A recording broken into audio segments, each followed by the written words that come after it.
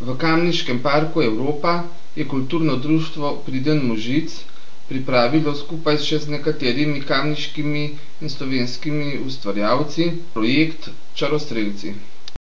Eden od soustvarjalcev projekta je o projektu povedal.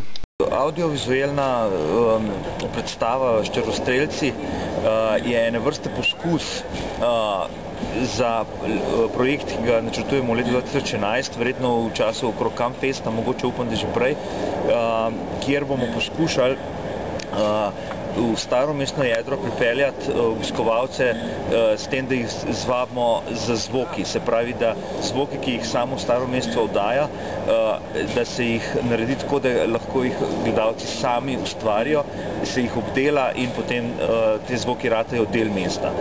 Skratka, gre za eno tako malčko bolj umetniško inštalacijo, ki smo se jo zdaj konec decembra lotili, in zato za prvi poskus teh čarostrelcev smo uporabili ravno Park Evropa, ki je dost izoliran od ostalega mesta, tako da lahko eksperimentiramo.